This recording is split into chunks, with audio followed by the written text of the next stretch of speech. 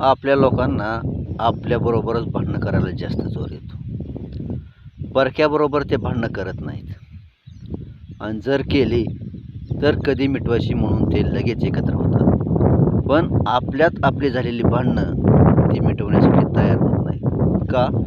तर त्यांचा स्वाभिमान आडवा येतो, इगो आडवा येतो.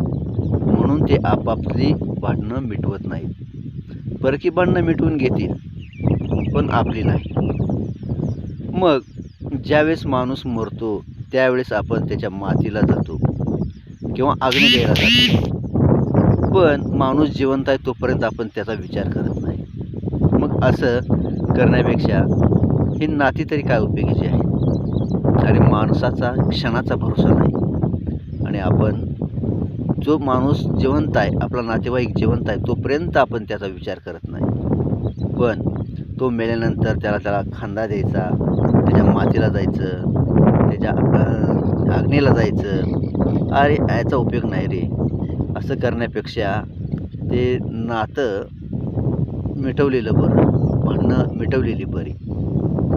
काय नाही रे, माणसाच्या आयुष्यामध्ये आयुष्य क्षणभंगूर झालेलं आहे. जसा पाण्याचा बुडबुड आहे, कधी तो झिरपेल सांगता येत नाही, तसं आजकाल माणसाचं आयुष्य झालेलं आहे. माणसाच्या आयुष्यात देखील माणसाचा क्षणाचाही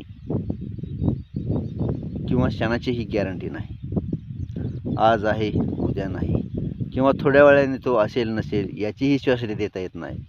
मग आपला इगो, आपला स्वाभिमान का आपण आडवा आणायचा?